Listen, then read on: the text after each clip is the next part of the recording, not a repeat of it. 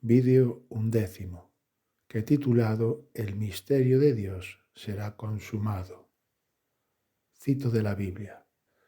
Y aquel que es poderoso para afirmaros conforme a mi evangelio y a la predicación de Jesucristo, según la revelación del misterio que ha sido mantenido en secreto durante siglos sin fin, o también tiempos eternos, pero que ahora ha sido manifestado y por las escrituras de los profetas.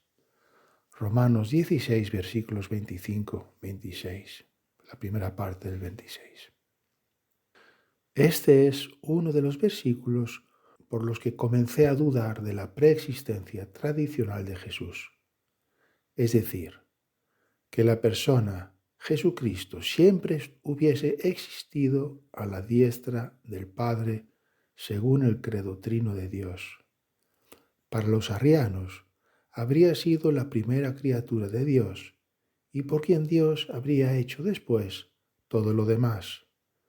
Sin embargo, aquí Pablo expone con claridad lo que había en su mente al respecto, que Jesucristo fue un misterio mantenido en secreto durante siglos sin fin, o también tiempos eternos.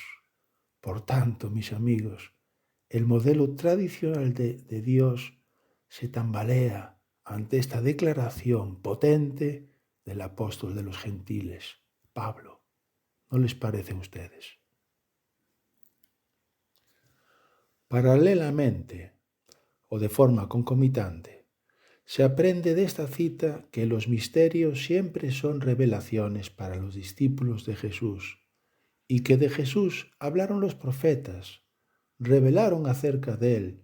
Entre tanto, la promesa de su venida no se transformó en una bendita realidad. Y tanto los arianos como los católicos se equivocaron y se equivocan al pensar que ha existido alguna vez una primera criatura. Ya lo he dicho, no sabemos de ningún principio absoluto. La Biblia no nos informa de ninguno, pues sus comienzos son relativos, y en todos ellos se encontró el binomio Dios asignado en el Génesis con el sustantivo plural Elohim. Entonces el Dios plural Elohim es igual al Padre más el segundo Jehová de Moisés, tal y como expliqué en los vídeos 8 y 9.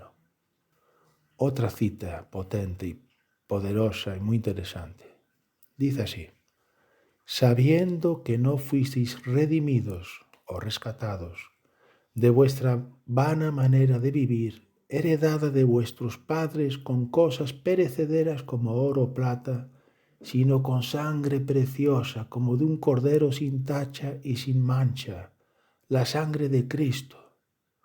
Porque Él, es decir, Cristo, estaba preparado desde antes de la fundación del mundo, pero se ha manifestado en estos últimos tiempos por amor a vosotros. Tremenda cita. Primera de Pedro 1, 18 al 20.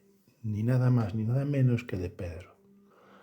La Reina Valera de 1960 dice destinado en lugar de preparado. Igual que Pablo, el apóstol Pedro dice que Jesús se manifestó en estos últimos tiempos, esto es, en el tiempo presente de Pedro, no habiendo estado Jesús en ninguna otra parte, ni en el cielo, ni en la tierra, más que en la mente de Dios. Pero cuando se manifestó el pecado, el Padre habría revelado sobre el venir del Hijo a ángeles y a profetas, como también entendió Pablo, que escribió, y por las escrituras de los profetas. Recuerdan, lo acabamos de leer. Por tanto, según Pablo, Jesús fue un misterio mantenido en secreto por una eternidad pasada, literal, tiempos eternos, escribió Pablo. Y en el mismo sentido enseñó Pedro, al decir que Jesús estuvo preparado o destinado desde antes de la fundación del mundo, Y en todo caso, el momento de la fundación del mundo, de nuestro mundo, este momento de Pedro es una infinitud posterior a los tiempos eternos pasados de Pablo. Pablo especificó la eternidad pasada, mientras que Pedro indicó el que sería tal vez para él el momento más antiguo posible para nosotros, la humanidad doliente, la fundación de nuestro mundo. Segundo, el ejemplo de Newton. El inglés Sir Isaac Newton, que vivió entre 1643 y 1727, fue físico, teólogo, inventor, alquimista y matemático, además del autor del tratado Philosophiae Naturalis Principia Mathematica, traducido es Principios Matemáticos de la Filosofía Natural, más conocido como Los Principia, publicado el 5 de julio de 1687. Aunque la ley de la gravitación universal fue descubierta por él unos 20 años antes, en 1666, en la intimidad de su casa, pero se lo guardó para sí, tardó mucho Newton en darlo a conocer. Además de la ley de la gravitación universal, Newton estableció las bases de la mecánica clásica mediante las leyes que llevan su nombre, y entre otros descubrimientos científicos destacan sus trabajos sobre la naturaleza de la luz y la óptica, y en matemáticas el desarrollo del cálculo infinitesimal. Fue Newton quien inventó las integrales que necesitó precisamente para transcribir a las matemáticas la fuerza universal de la gravedad. Cito un par de párrafos de un libro de divulgación científica que estoy releyendo o leyendo por segunda vez. Se titula Gravedad, de Marcus Chaun. Muy bien redactado, me gusta. Dice así: a su muerte, se refiere a Newton, legó a la posteridad una caja con sus papeles. Tan explosivo era el contenido de estos que cuando un obispo la abrió y curioseó aquellos documentos, volvió a cerrarla enseguida, horrorizado. La caja, entre otras cosas, contenía los escritos de Newton sobre la religión. Newton, sigo leyendo del libro, fue un hombre de profundas convicciones religiosas, firme creyente en la existencia del único Dios verdadero. Rechazaba de plano la ortodoxia religiosa de la Trinidad de Dios Padre, su Hijo Jesús y el Espíritu Santo. A través de sus propias investigaciones había descubierto que la ideología del Dios uno y trino le había sido impuesta a la Iglesia por medios torticeros durante el primer concilio de Nicea, convocado en el año 325 por el emperador Constantino I. Gravedad, Marcus Chaun, página 43. Y en la misma obra, un poco más adelante se dice: Newton sabía que sus heréticas convicciones unitarias eran suficientes para hacer de él un proscrito. De hecho, existían leyes en Inglaterra que prohibían explícitamente a quienes defendían esas creencias ocupar un cargo de importancia. Esas mismas leyes podrían incluso haberlo llevado a la cárcel.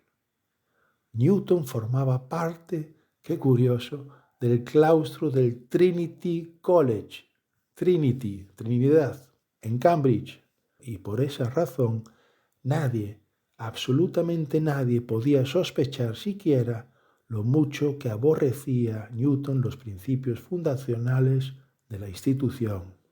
Ahora leo en la página 51 del mismo libro. Dice así: la caja que Newton dejó a su muerte, la misma en la que guardaba sus heréticas reflexiones sobre la Trinidad, contenía otros documentos con cientos de miles de palabras en las que recogía sus experimentos e ideas sobre alquimia y sus estudios bíblicos, así como cálculos en las dimensiones del templo de Salomón y otros muchos quehaceres. Newton fue también un estudioso de la Biblia, concentrado en redescubrir la sabiduría de otras épocas. Creía que el Hacedor había dejado pistas por doquier y que solo había que saber leerlas, y que esas pistas no se limitaban al ámbito científico. Y concluyo con un último párrafo interesante que dice así: Cito: la ciencia, la alquimia, la Biblia, todas ellas eran para Newton vías legítimas para entender la creación del Creador, formas equivalentes de acceder a Dios. Lo cierto es que Newton dedicó más tiempo a la alquimia y a descifrar la Biblia del que consagró a la ciencia. Y fíjese en esto, llegó incluso Newton a vaticinar que el mundo llegaría a su fin en 2060. Obra citada, página 52. Newton fue un científico genio y visionario al ser el primero en ver que la fuerza que atrae la manzana hacia el centro de la Tierra en su caída desde la rama del árbol era la misma que mantenía la Luna en órbita. En realidad, la Luna se encuentra cayendo constantemente hacia la Tierra atraída por la misma fuerza que tira de la manzana hacia el suelo. Afortunadamente, la Luna nunca llega a caer sobre nuestras cabezas, pues la gravedad es compensada por la fuerza centrífuga provocada por la velocidad a la que se traslada la Luna alrededor de la Tierra, 3.470 km por hora, cuando está en su punto más alejado de nosotros, y a 3.873,6 km por hora en su punto más cercano. De este modo, Newton unió la Tierra con el cielo al demostrar matemáticamente que la misma ley de la gravedad que rige sobre los planetas es la que actúa sobre nosotros en la Tierra, y con esto demostró ser verdaderamente Newton genial y visionario. Sin embargo, Newton no terminó de romper con algunas, supersticiones del pasado, pues dedicó mucho tiempo a sus experimentos de alquimia. Los alquimistas trataron de obtener oro de otros elementos inferiores como el plomo. Por aquel entonces, no se sabía que lo único que lograban con sus experimentos era convertir unas sustancias en otras al alterar la configuración electrónica de los átomos, formando moléculas diferentes. Desconocían que para convertir un átomo en otro debía superarse las fuerzas nucleares y alterar el número de protones de los mismos, tarea nada sencilla ni tampoco deseable. En cuanto a la Biblia, Newton acertó al ver la falsedad del concepto trino de Dios al ser este juicio ajeno a las Escrituras. Sin embargo, no dio del todo en la diana al derivar hacia el unitarismo. Newton fue arriano, no patripasiano. El patripasianismo identifica al Padre con el Hijo. De esas cristologías ya hablé en otro vídeo. Newton no pudo ver que el Dios de la Biblia son dos. No vio el segundo Jehová de los profetas, el Verbo y el santuario de Juan, o el edificio del profeta David y de Cristo y sus apóstoles, como tampoco vio el cuerpo metafórico de Pablo, ni el linaje de la familia de Dios, que son las primicias de Cristo, linaje o género espiritual del que los ángeles se declaran consiervos. En definitiva, no vio Newton la divinidad del segundo Jehová, porque aún no había llegado la hora. Amén y amén, Señor. Tampoco acertó Newton al vaticinar que el mundo llegaría a su fin hacia el año 2060. ¿Y cómo lo sé si nos encontramos en el 2023? Porque Newton se basó en un principio hermenéutico falso, el de transformar los supuestos días proféticos en años. Y de este modo Newton convirtió, cual alquimista, los 1260 días del Apocalipsis en años, emplazando el principio de esta regla de medir el tiempo sobre la coronación en Roma de Carlomagno. El rey de francos y lombardos fue coronado por el Papa León III el 25 de diciembre de 800, refundándose así el Sacro Imperio Romano. De ahí que, interpretando la profecía, Isaac Newton situase dicha regla de años en el 800, más 1260 años igual a 25 de diciembre de 2060. Y ahora yo sí que tiemblo un poquito. Ya entenderán por qué digo esto si son seguidores de este canal de comunicación. Y repito la pregunta. ¿Cómo sé que el vaticinio de Newton no se cumplirá si todavía nos encontramos en el 2023, porque más adelante, si Dios quiere, y yo continúo publicando vídeos en este canal, les revelaré un precioso pequeño misterio respecto de las medias semanas de Daniel y Apocalipsis. Muy bonito. Por eso sé que el vaticinio de Newton no se cumplirá, porque he visto lo que en realidad suponen esas medias semanas de Daniel y Apocalipsis. En Daniel, el tiempo, tiempos y medio tiempo de 7:25 referidos al cuerno pequeño de la cuarta bestia. Tiempo, tiempos y medio tiempo son 3 años y medio del hebreo Idán, y por tanto media semana de años, y en Apocalipsis los 1260 días, 42 meses, y emulando al profeta Daniel, la expresión paralela de tiempo, tiempos y medio tiempo que figura en el libro profético del apóstol Juan en su capítulo 12.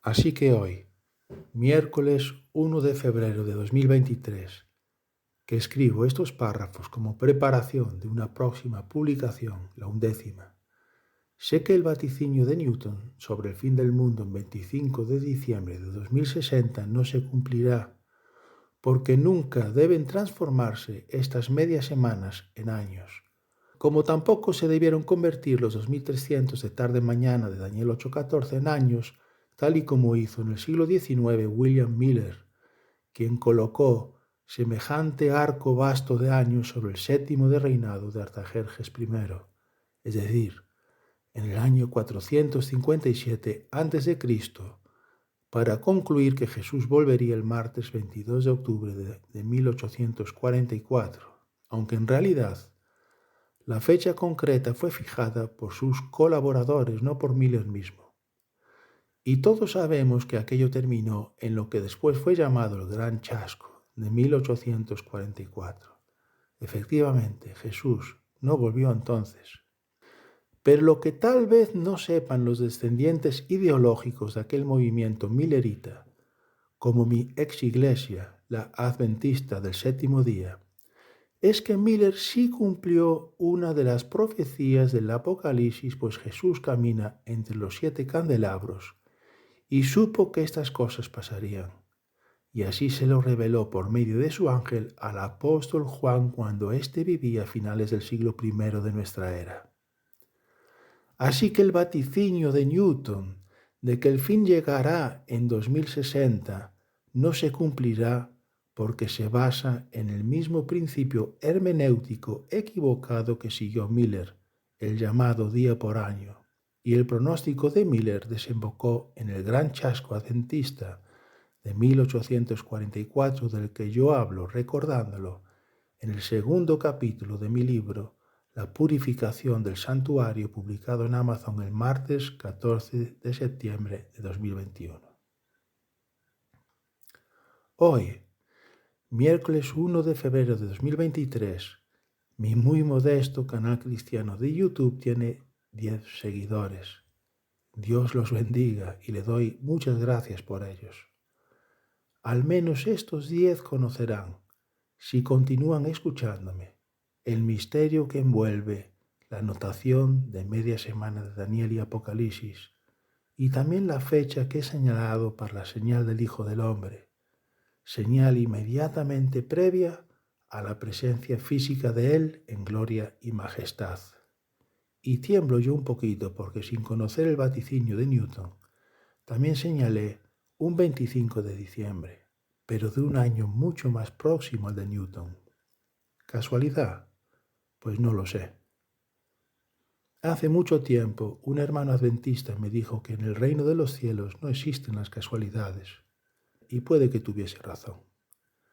Y como yo me dedico a avanzar la llegada del reino de los cielos a la tierra, pues puede que haya sido Dios quien pusiese ahora ese dato de Newton en mis manos, o mejor dicho, en mi mente, pues esta información, la del vaticinio de Newton desde 2060, no la conocía, no la recordaba de la primera lectura del citado libro de Marcus Chown, Gravedad. Y no es motivo de alegría saber que Cristo volverá mucho antes de lo que vaticinó Newton. Los que no aman la segunda venida de Jesús se asustan o se inquietan cuando los cristianos adventistas les advierten que Jesús vuelve pronto. Y es señal de que aún pertenecen al mundo, de que no se han adentrado por fe en el reino. Por tanto, alegrarse por la proximidad de la segunda venida es una señal más de que uno discurre por el buen camino, pues ama más a Dios que a las cosas de este mundo. ¿No les parece? Cuando un modelo científico no es capaz de explicar la realidad que nos rodea con la suficiente precisión, dicho modelo científico se tambalea. Newton fue un genio, porque sin querer saber qué es en realidad la gravedad como si barruntaban los antiguos griegos, la trató como una fuerza que sí se podía medir y así pudo calcularse después las órbitas de los planetas. Y fue con la ley de la gravedad de Newton que se previó la existencia del gigante helado Neptuno, descubierto en 1846, 159 años después de la publicación de los Principia de Newton. Se descubrió gracias a predicciones matemáticas, porque tras haberse descubierto el planeta Urano, se vio que las órbitas de Urano, Saturno y Júpiter no se ajustaban a lo que predecía la ley de Newton, por lo que se supuso con acierto que debía existir otro planeta exterior que tiraba gravitacionalmente de los interiores. Más tarde se advirtió que Galileo ya había observado Neptuno en 1612, pero lo había confundido con una estrella. Leo de la Wikipedia sobre otro planeta de nuestro sistema solar, el más cercano al Sol, Mercurio. Dice así: observaciones de su órbita a través de muchos años demostraron que el perihelio gira 43 segundos de arco más por siglo de lo predicho por la mecánica clásica de Newton. Esta discrepancia llevó a un astrónomo francés a pensar que existía un planeta aún más cerca del Sol, al cual llamaron Vulcano, que perturbaba la órbita de Mercurio. Ahora se sabe que Vulcano no existe. La explicación correcta del comportamiento del perihelio de Mercurio se encuentra en la teoría general de la relatividad de Einstein. Fin de la cita de Wikipedia. Entonces, la teoría general de la relatividad de Einstein desbancó a Newton. Einstein no vio la gravedad como una fuerza, sino como el producto de la deformación del espacio-tiempo provocada por la enorme masa del Sol y de los planetas. Pues nuestra realidad cristiana, nuestra realidad de las cosas reveladas por Dios se encuentra, además de la propia naturaleza, en el testimonio escrito de los profetas, apóstoles y evangelistas, véase la Biblia. Y si un modelo estándar o tradicional no puede explicar adecuadamente lo que la Biblia dice, debe ser superado este modelo estándar o tradicional y reemplazado por otro, por muy ampliamente divulgado y aceptado se halle en la comunidad, como antes de Einstein era aceptado Newton. Pues la Biblia dice: y aquel que es poderoso para afirmaros conforme a mi evangelio y la predicación de Jesucristo, según la revelación del misterio que ha sido mantenido en secreto durante siglos sin fin o tiempos eternos, pero que ahora ha sido manifestado y por las escrituras de los profetas. Otra vez la cita de Romanos 16, 25 al 26. Entonces, Pablo, y habíamos visto que también Pedro, hacen tambalearse el concepto tradicional trino de Dios. El Apocalipsis, mis amigos, lo derrumbará por completo. Ya les había dicho que la gran mayoría de ustedes tendría que escoger entre lo que se enseña en su respectiva denominación cristiana o la verdad del Evangelio. Y denominaciones cristianas en el mundo hay miles, cada una de ellas con su correspondiente interpretación de la Biblia, con su propio sesgo de verdad. Se produjo, mis amigos, pues, la tormenta perfecta, profetizado en Apocalipsis 12:15, del que les hablé en el tercer vídeo de este canal cristiano. La cita dice así: la serpiente arrojó de su boca tras la mujer agua como un río para hacer que fuera arrastrada por la corriente. Apocalipsis 12:15. Pero Jesús había dicho: mas no ruego solo por estos, sino también por los que han de creer en mí por la palabra de ellos, es decir, por la palabra de sus apóstoles, para que todos sean uno, como tú, oh Padre, estás en mí y yo en ti, que también ellos estén en nosotros, para que el mundo crea que tú me enviaste. Juan 17, 20 al 21. Y en Apocalipsis 12 se continúa diciendo: pero la tierra ayudó a la mujer, y la tierra abrió su boca y tragó el río que el dragón había arrojado de su boca. Apocalipsis 12:16, el versículo siguiente. Amén y amén, Señor. Cúmplase tu voluntad, Dios mío. Y esto es labor de Dios. Yo tan solo anuncio que estas cosas están por suceder. Amén y amén, Señor. Amén. Leo en el Apocalipsis.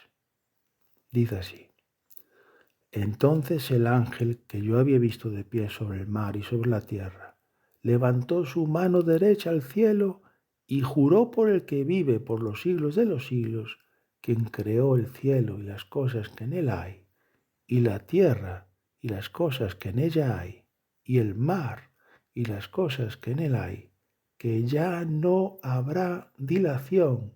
Literal, el tiempo no será más, sino que en los días de la voz del séptimo ángel, cuando esté para tocar la trompeta, entonces el misterio de Dios será consumado, como Él lo anunció a sus siervos, los profetas. Apocalipsis 10, del 5 al 7. El misterio de Dios será consumado. Y ese consumado es la traducción del griego teleo, que significa terminar, es decir, completar, ejecutar, concluir, descargar una deuda. Y la Reina Valera de 1960 traduce teleo como pagar, satisfacer, terminar, acabar, consumar, como está en esta cita. Cumplimiento, cumplir. Y qué casualidad que solamente en el Evangelio de Juan se encuentre sobre Jesús el siguiente detalle. Cito: cuando Jesús hubo tomado el vinagre, dijo: consumado es. Y habiendo inclinado la cabeza, entregó el Espíritu. Juan 19:30. Es el único evangelio que revela este detalle. Y ya he dicho que en el reino de los cielos no existen las casualidades. Bueno, me lo dijo hace mucho tiempo un hermano. Puede que tenga razón. Y aquí consumado es de nuevo teleo, como en Apocalipsis 17. Pero no es una casualidad que este detalle haya sido revelado por Juan, sino que quiere Juan que recordemos Apocalipsis 17. Somos muchos los que pensamos que Juan es el autor del Apocalipsis, además del Evangelio homónimo, y que el Evangelio fue compuesto posteriormente. Mateo registró que, clamando otra vez a gran voz, exhaló el Espíritu. Marcos: y Jesús, dando un fuerte grito, expiró, mientras que Lucas, más extenso, escribió: y Jesús, clamando a gran voz, dijo: Padre, en tus manos encomiendo mi espíritu. Y habiendo dicho esto, expiró. Y también habría dicho Jesús, según Juan: consumado es. Entonces, uniéndolo todo, podemos decir que Jesús habría dicho muy fuerte, todo lo fuerte que pudo, dado que casi no podía respirar: consumado es. Y después: Padre, en tus manos encomiendo mi espíritu. Y habiendo dicho esto, expiró. Leo de nuevo Apocalipsis 10, del 5 al 7, que dice: entonces el ángel que yo había visto de pie sobre el mar y sobre la tierra levantó su mano derecha al cielo y juró por el que vive por los siglos de los siglos, quien creó el cielo y las cosas que en él hay, y la tierra y las cosas que en ella hay, y el mar y las cosas que en él hay, que ya no habrá dilación, es decir, el tiempo no será más, sino que en los días de la voz del séptimo ángel, cuando esté para tocar la trompeta, entonces el misterio de Dios será consumado, como él lo anunció a sus siervos, los profetas. Apocalipsis 10, 5 al 7. Y como hemos escuchado de los apóstoles Pedro y Pablo, Jesucristo es el misterio de Dios que dijo consumado es.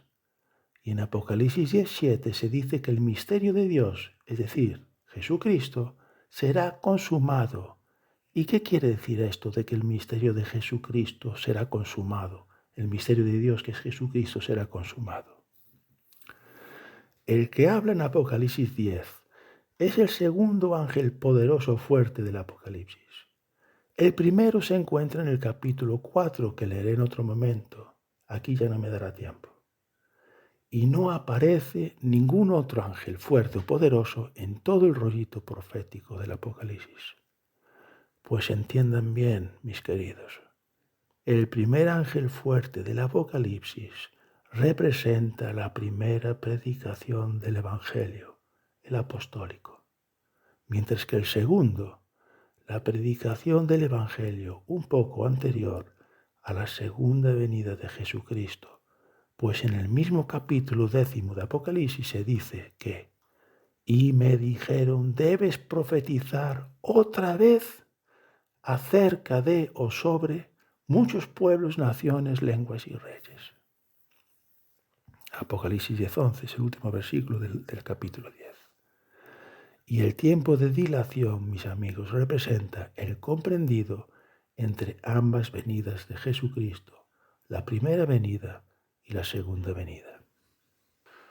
Presten mucha atención, no se desvíen del mensaje. Y si están cansados, paren y vuelvan a escucharlo en otro momento. Es importante lo que se dice a partir de ahora. Las señales del primer fin son las que se vieron antes de la destrucción de la ciudad santuario de Jerusalén y su templo. Jerusalén fue derruida por Roma junto con su templo por el general romano Tito, hijo de Vespasiano, en años 70 después de Cristo, como todos sabemos. Mientras que las señales del segundo fin, es decir, las del mundo, son desplegadas en el Apocalipsis, y en el Apocalipsis la ciudad santa es el mundo llegado el tiempo de la séptima trompeta. Repetiré esto. Y en el Apocalipsis la ciudad santa es el mundo llegado el tiempo de la séptima trompeta. Esto es que las señales de buena parte del sermón profético de Jesús, es decir, de Mateo 24 hasta el versículo 20, que es el versículo puente entre ambos finales en el sermón de Jesús, son referidas a la Jerusalén literal, mientras que las señales análogas de la Jerusalén simbólica que representa al mundo fueron posteriormente desplegadas o desarrolladas en el Apocalipsis por medio de 6 sellos y 6 trompetas. Son las señales plurales del fin del mundo. Y ya explicaré por qué los sellos representan aproximadamente los siglos XVIII y XIX, mientras que las subsiguientes trompetas, las terribles señales acontecidas durante el siglo XX y las que se están viendo y se verán por aún un poquito más de tiempo en nuestro actual siglo XXI.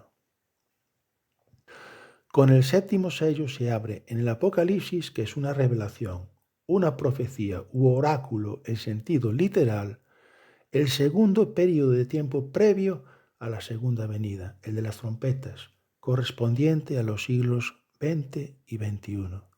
Mientras que la séptima trompeta es la señal singular del fin, la verdadera, porque procede de Dios, señal verdadera frente a tanta y tanta falsa señal plural, previa, venido del mundo luciferino. Señales plurales, mis queridos amigos y hermanos, señales plurales en las que los discípulos de Jesús no debiéramos quedar pasmados mirando. Entienden ustedes, porque son engañosas, proceden del mundo. El consumado es del Evangelio de Juan, es decir, el que dijo Jesús al expirar sobre la cruz, supuso el fin del pacto Dios-Israel. Pues bien, el misterio de Dios que será consumado de Apocalipsis 17 también apunta al final de otro pacto, del actual pacto entre Dios y toda la humanidad doliente. Este es el pacto de la gracia de Jesucristo. Entonces, el sonido simbólico de la séptima trompeta representa el fin del pacto de la gracia de Jesucristo y de este modo culmina la visión de los dos testigos, que son dos predicaciones del Evangelio en los dos últimos tiempos de la Biblia, que son el de la primera venida de Jesús y el de su segunda venida en gloria y majestad. Dicha visión, llamada de los dos testigos, comprende los capítulos 10 y 11 del Apocalipsis y termina del siguiente modo. El templo de Dios que está en el cielo fue abierto y el arca de su pacto se veía en su templo y hubo relámpagos, voces y truenos y un terremoto y una fuerte granizada. Apocalipsis 11, 19.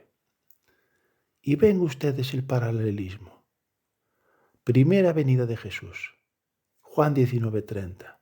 Entonces Jesús, cuando hubo tomado el vinagre, dijo, consumado es decir, teleo, el griego teleo. E inclinando la cabeza entregó el Espíritu. Y también encontramos, entonces Jesús, clamando otra vez a gran voz, exhaló el Espíritu. Y he aquí el velo del templo se rasgó en dos, de arriba abajo, y la tierra tembló, y las rocas se partieron, y los sepulcros se abrieron, y los cuerpos de muchos santos que habían dormido resucitaron. Y saliendo de los sepulcros después de la resurrección de Jesús, entraron en la santa ciudad y se aparecieron a muchos. El centurión y los que estaban con él custodiando a Jesús, cuando vieron el terremoto y las cosas que sucedían, se asustaron mucho y dijeron, en verdad este era Hijo de Dios. Mateo 27, del 50 al 54. Y esto de la primera venida. Y para la segunda venida, entonces el misterio de Dios, que es Jesucristo, será consumado. El griego teleo de nuevo. Como él lo anunció a sus siervos los profetas, Apocalipsis 17. Y se dice que el santuario de Dios, es decir, en la misma visión del Apocalipsis, se dice el santuario de Dios que está en el cielo fue abierto y el arca de su pacto se veía en su santuario y hubo relámpagos, voces, truenos y un terremoto y una fuerte granizada, Apocalipsis 11 y 19. Y con esto se nos enseña que el pacto de la gracia de Jesucristo terminará con el sonido simbólico de la séptima trompeta. Coincidirá dicha trompeta con la señal del Padre, la primera señal singular y verdadera del fin del mundo, pues procederá de Dios y no del mundo luciferino, de ahí que sea una séptima señal. A partir de ese momento de la señal del Padre, se podrá decir que el mundo se encontrará emplazado delante de su recta final y la ciudad pasará a llamarse en el Apocalipsis Ciudad Santa. Antes solamente era la gran ciudad, porque Jesús, a partir del sonido de la séptima trompeta, que es la señal singular y verdadera procedente de Dios Padre, Jesús estará reinando sobre la tierra desde el cielo. Será el tiempo histórico de la segunda venida que tendrá un tiempo asignado, período de tiempo de juicio contra las naciones del mundo, en el que se consentirá que Satanás despliegue cual ser derrotado por Cristo y desesperado porque su tiempo termina, sus falsas señales milagrosas, engañosas. Satanás será liberado, es decir, se mostrará mucho más abiertamente, satisfaciendo a tantos ufólogos que ansían el gran contacto alienígena, pues entonces la tendrán. Pero antes se habrá visto la señal del Padre que nadie habrá podido ocultar, a partir del cual nadie que esté en su sano juicio dudará de la existencia de Dios. Este último tiempo, previo a la segunda venida, es el comienzo del juicio de Dios contra las naciones del principado luciferino, principado que le es quitado con la señal singular del Padre. Las naciones resistirán a Cristo porque no querrán terminar y acatar la sentencia de Dios que decreta su final, juicio contra las naciones del mundo que culminará con la segunda venida de Jesús y su señal previa, y después vendrá el juicio universal a las personas. Y ya que estoy descubriendo sobre la visión, quizás demasiado, cuando me encuentro todavía enseñando sobre la identidad espiritual verdadera de Jesucristo, aunque la verdad es difícil a veces separar ambos misterios, el de Dios y el de la visión, no puedo dejar de decir, por haber sido yo adventista del séptimo día, que los sabatistas modernos les harán creer que el sábado judío se encuentra todavía en vigor. Porque acabamos de leer en Apocalipsis 11:19 que el santuario de Dios que está en el cielo fue abierto y el arca de su pacto se veía en su santuario. Entonces los sabatistas, es decir, los observadores del sábado, discurrirán del siguiente modo. Dirán que el arca del primer pacto contenía los 10 mandamientos, entre los cuales se alojaba el sábado, así como también se habla en esta cita de la séptima trompeta, es decir, en esta visión de la séptima trompeta, una alusión velada al séptimo día de la semana. Ellos también les dirán a ustedes que en el cielo hay un santuario en el que Jesús está mediando por nosotros ante el Padre. Miren, son tantas las equivocaciones que se encuentran tras estos pensamientos que habría que dedicar un canal entero para desenmascararlas. Pero en resumen, les diré que en el cielo no existe ningún santuario semejante al tabernáculo de Moisés. ¿Para qué, además? ¿Para qué? Tal y como vio el propio apóstol Juan, de lo que dio testimonio en Apocalipsis 21-22. Juan dijo no haber visto en la Nueva Jerusalén templo alguno. En realidad, el segundo pacto de la gracia de Jesucristo superó la legislación mosaica reemplazándola. Los mandamientos de Dios fueron sustituidos por el testimonio de Jesucristo. El testimonio de Jesucristo es muy superior a los mandamientos del Antiguo Testamento, más elevados, más exigentes, mucho más difíciles de cumplir, imposibles de cumplir por el ser humano. Y la ley de Dios no son solamente los 10 mandamientos como enseñan, tergiversando gravemente la verdad de Dios los sabatistas u observadores del sábado, sino la Biblia hebrea entera, porque para un judío es tanto ley los salmos como el Deuteronomio, como lo puede ser el libro de Zacarías o el Génesis, como el Éxodo, etc. Y si toda aquella ley estuviese vigente, tendríamos que levantar un templo y sacrificar sobre el altar los corderos, y los varones circuncidarnos, etcétera, etcétera, etcétera. Y todos los gentiles del mundo guardar el sábado judío de 24 horas, de puesta de sol de viernes a puesta de sol de sábado, lo cual no sería tampoco un solo sábado, sino muchos debido a la redondez y rotación de la tierra sobre su propio eje vertical. Sábado judío, que no fue más, escuchen bien, sabatistas, una sombra, figura o tipo del sábado prístino de la creación, el sábado de ese Adán, sobre el que no debía caer nunca el sol, pero que truncó el pecado. Como el domingo cristiano, y domingo significa día del Señor, por la resurrección de Jesucristo en ese día de la semana, es también una mera figura del reposo de Cristo, el segundo Adán de las Escrituras.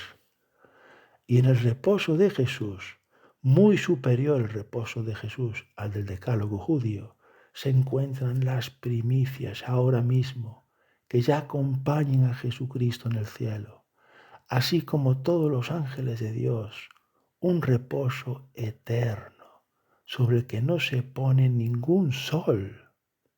Y es por esto que Juan no vio en la ciudad de la Nueva Jerusalén templo alguno, y que escribió, porque la gloria de Dios la ilumina, y el Cordero es su lumbrera. Y las naciones andarán a su luz, y los reyes de la tierra traerán a ella su gloria. Sus puertas nunca se cerrarán de día, pues allí no habrá noche, y traerán a ella la gloria y el honor de las naciones, y jamás entrará en ella nada inmundo, ni el que practica abominación y mentira, sino solo aquellos cuyos nombres están escritos en el libro de la vida del Cordero. Amén. Apocalipsis 21-23, última parte, al 27. Y de esto profetizó también Isaías cuando dijo: porque como los cielos nuevos y la tierra nueva que yo hago permanecerán delante de mí, declara el Señor, así permanecerá vuestra descendencia y vuestro nombre. Y sucederá que de luna nueva en luna nueva y de día de reposo en día de reposo, todo mortal vendrá a postrarse delante de mí, dice el Señor. Isaías 66, del 22 al 23. Versículo que también es tergiversado por los observadores modernos del sábado, pues ellos entienden que su sábado de 24 horas, de puesta de sol de viernes a puesta de sol de sábado, es eterno y que seguirá vigente en la tierra nueva. Y no se dan cuenta de lo esencial y más importante, pues están siendo muy miopes al interpretar de este modo. Porque Isaías quiere decir que cuando estemos en los cielos nuevos y la tierra nueva que el Señor hará, estaremos continuamente en el reposo de Jesucristo. Cada mes, es decir, cada luna nueva, cada semana, cada día, cada minuto y cada segundo. Porque el reposo de Jesucristo es eterno, como Él mismo lo es. Porque el verdadero sábado no es ninguno de 24 horas, como la falsa profetisa sabatista Elena Goldeway dijo que sería observado cada semana por toda la creación, como si acaso esto fuese posible por lo que sabemos hoy en día del espacio-tiempo. Pues ¿cómo podía ser observado un reposo de 24 horas por toda la urbe angelical, emplazado en lugares que superan a nuestro universo visible, cuando el reposo judío había quedado establecido para una determinada longitud y latitud de nuestro planeta, véase Israel, y solamente mientras continuase vigente aquella legislación? Y en este sentido, el sábado del cuarto mandamiento del decálogo judío de 24 horas también representa el tiempo de vigencia de la legislación mosaica que encontró su final en la cruz de Cristo. Y es que ni siquiera han leído ustedes los sabatistas de qué modo enseñó Moisés sobre el séptimo día de la creación, que era eterno hasta que lo truncó el pecado. Porque ¿dónde se dice en el Génesis sobre aquel lejano santo día que fuese únicamente de 24 horas como si lo es su recordatorio del decálogo? Porque ¿dónde se dice en Génesis 1, y fue la tarde y fue la mañana el séptimo día? ¿Lo encuentran ustedes en sus Biblias? ¿Y fue la tarde y fue la mañana el séptimo día? No, ¿verdad? Así que ustedes se equivocan mucho con el sábado por no comprender lo que las Escrituras dicen al respecto. Como también tergiversan ustedes el sentido del sermón de Jesús sobre la ley al sacar la siguiente cita de su contexto. Dice Mateo 5:18, porque en verdad os digo que hasta que pasen el cielo y la tierra no se perderá ni la letra más pequeña ni una tilde de la ley hasta que todo se cumpla. Y con este versículo aislado pretenden imponer sobre los gentiles el sábado de 24 horas judío. Y de paso, ¿por qué no obligarnos a cortarnos la piel que rodea el prepucio? Qué necios son ustedes al enseñar así, son muy necios. Tampoco saben ustedes que en el propio Evangelio de Mateo se nos informa del primer hasta que todo se cumpla de Jesucristo. Tan ciegos están ustedes.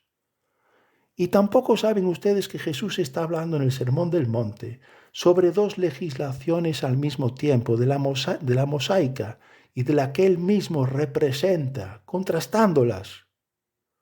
Y no saben que el único que pudo en este mundo cumplir o guardar ambas leyes o legislaciones, tanto la mosaica como la del reino de los cielos que Él representa, fue Jesucristo. Solo Él pudo cumplir la ley.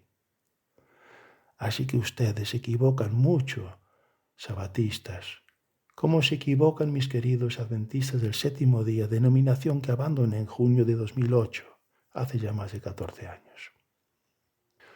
No se dejen engañar por ellos, queridos, pues los adventistas del séptimo día son muy contumaces y también capaces, y elaboran presentaciones muy atractivas, algunas la verdad fabulosas y dignas de escucharse, pero para, por desgracia, siempre concluir con su sábado y su templo celestial. Sábado que convierten en señal verdadera de discipulado, contrariando y mucho el verdadero evangelio de Jesucristo y sus apóstoles. Y así podrían apartar de vuestro entendimiento la comprensión cierta de la visión profética y estorbar a Dios al ralentizar la llegada del reino de los cielos. Miren, en el Apocalipsis son mencionados muchos otros elementos judíos, además de los séptimo y el arca del pacto, como las mismas trompetas, el altar o el incienso, por citar unos pocos ejemplos. Y no por ello debemos los cristianos hacer sonar trompetas, ni sacrificar corderos sobre un altar, ni quemar incienso en ningún lugar santísimo de ningún santuario, ni por supuesto observar un séptimo día de 24 horas de puesta de sol del viernes a puesta de sol del sábado. Todas estas cosas ya fueron superadas y enseñadas por los apóstoles conforme a su predicación del Evangelio. Y es que el pueblo cristiano se rige por los mandamientos de Jesucristo, no por la ley mosaica. Así que, queridos, no se dejen engañar por estas cosas que fueron hace mucho tiempo fuertemente criticadas por Pablo, y Juan y Pedro confirmaron la enseñanza de Pablo. El cielo se valió del conocimiento que todos debemos tener del Antiguo Testamento, primer pacto, para enseñarnos sobre las realidades que nos sobrevendrían a nosotros los cristianos gentiles que vivimos en el segundo pacto de la gracia de Jesucristo. Y en la visión de los dos testigos se prevé el final de dicho pacto, como también se cumplió el tiempo del primero israelita.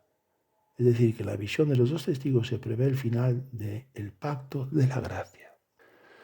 Y no estoy contando el pacto que Dios hizo con Abraham, en cuyo caso el de la gracia sería un pacto tercero. ¿Y qué pacto estaría en vigor tras el fin de la gracia de Jesucristo? Pues ya lo explicó Pablo, fíjense, dice, porque esto, no cometerás adulterio, no matarás, no hurtarás, no codiciarás. Y cualquier otro mandamiento en estas palabras se resume, amarás a tu prójimo como a ti mismo. El amor no hace mal al prójimo, por tanto el amor es el cumplimiento de la ley. El amor es el cumplimiento de la ley. Romanos 13, de 9 al 10. Por tanto, en el Espíritu de Cristo ya no hay pecado. Y si no hay pecado, no hará falta ninguna ley, porque regirá el amor. Pero la ley del Espíritu subió al cielo con los apóstoles, porque en el siglo I el reino de los cielos se acercó, pero no vino para quedarse, ¿entienden? Quedando todos nosotros en la gracia y en la salvación por la fe. Sin embargo, las primicias del cielo que se encuentran con Jesús ya viven en el fin del pacto de la gracia, porque se encuentran en el Espíritu de Dios, en el reino de los cielos, en el que pronto todos los escogidos del Padre nos adentraremos. Amén y amén, Señor.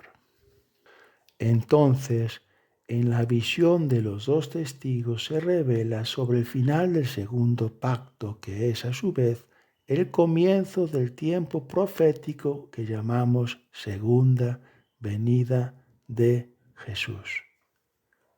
Repito, entonces, en la visión de los dos testigos se revela sobre el final del segundo pacto, que es, a su vez, el comienzo del tiempo profético que llamamos segunda venida de Jesús.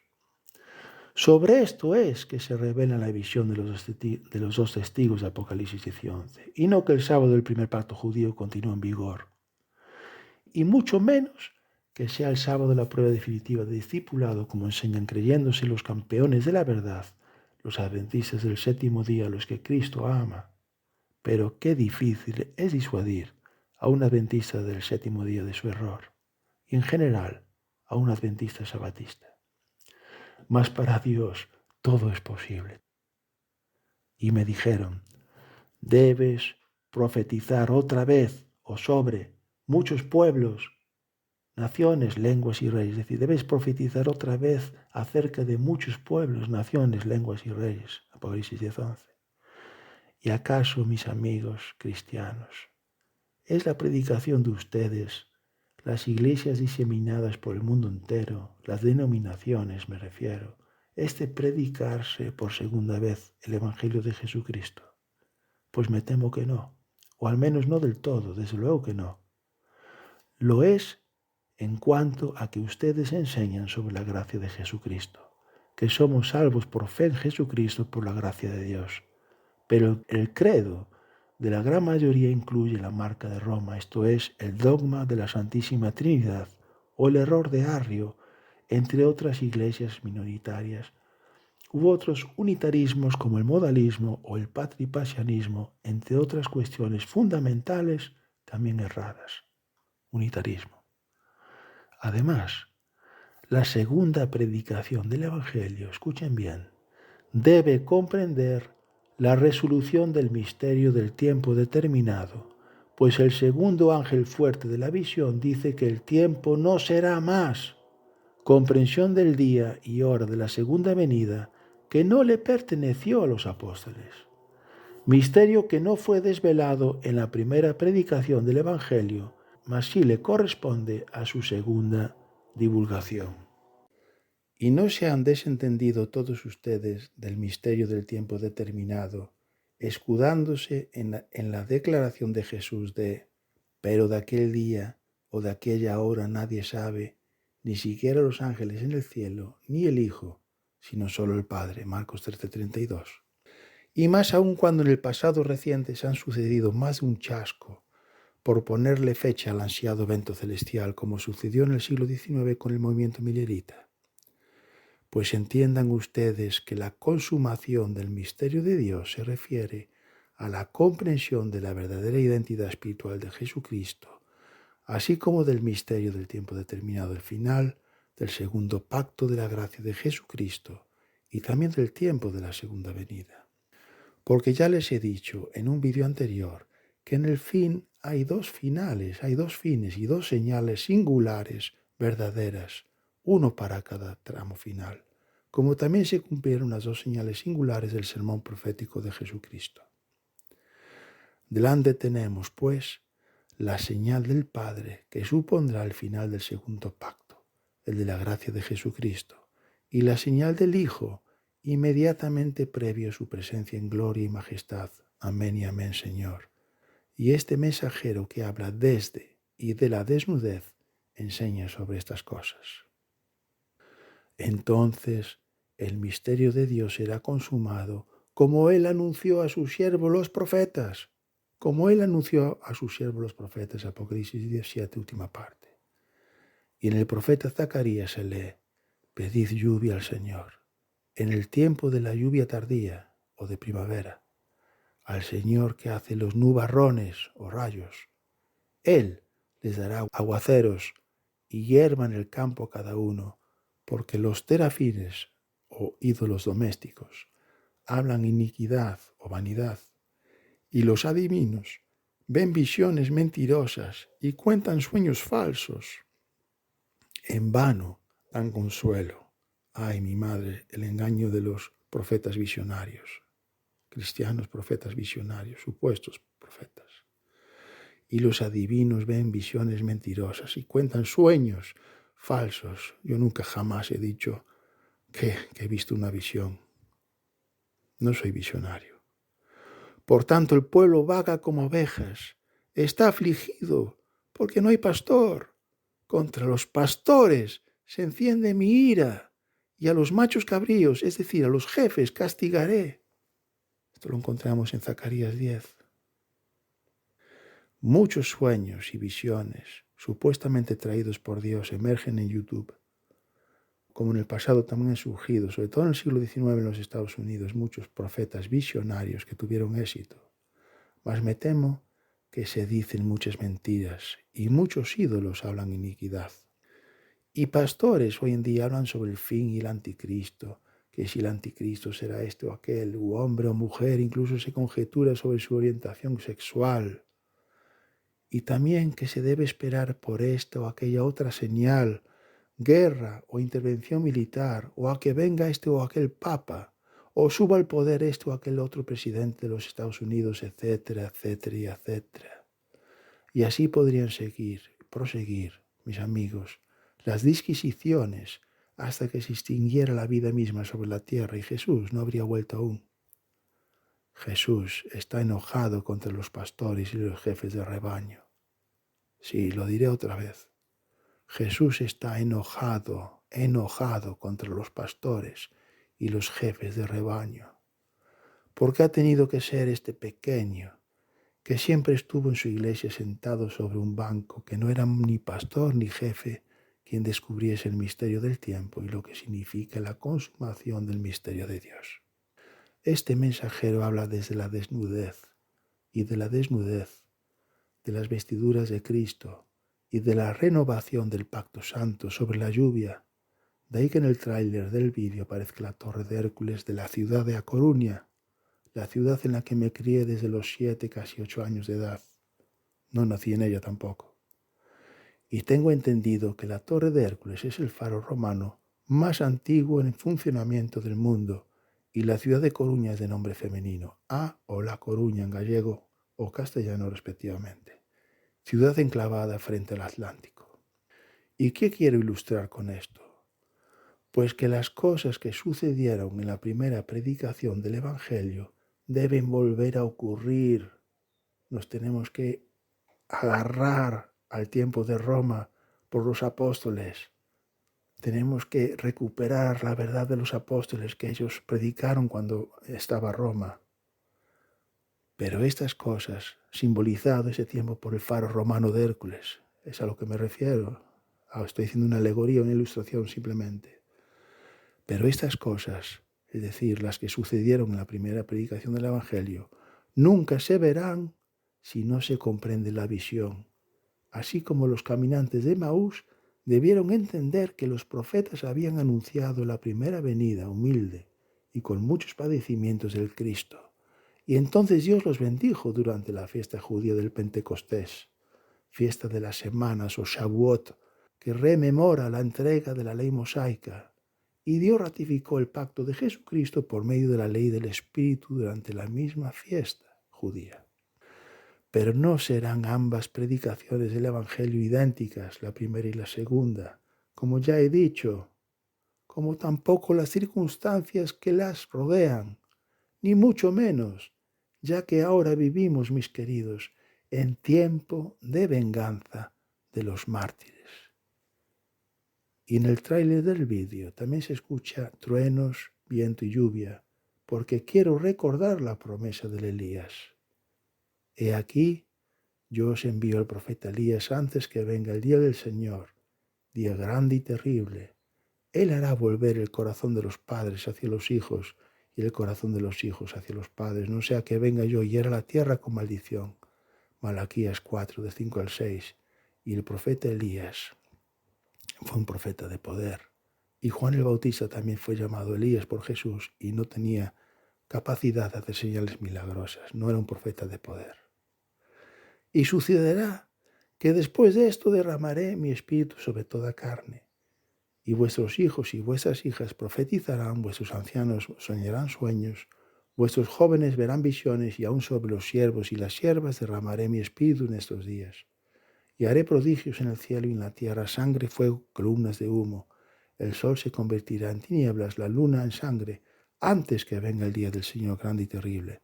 Y sucederá que todo aquel que invoque el nombre del Señor será salvo, porque en el monte Sión y en Jerusalén habrá salvación, como ha dicho el Señor, y entre los sobrevivientes estarán los que el Señor llame. En el tiempo de Jesús y sus apóstoles, el reino de los cielos se acercó, mas ahora viene para quedarse por siempre. La cita anterior era de Joel 2, 28 al 32, muy conocida. Es verdad, son los profetas, habíamos leído. Entonces el misterio de Dios será consumado como Él lo anunció a sus siervos los profetas, Apocalipsis 17, última parte. Y la mejor manera de consumarse el misterio de Dios, que es Jesucristo, es con el derramamiento del don del Espíritu Santo. No os quepa la menor duda.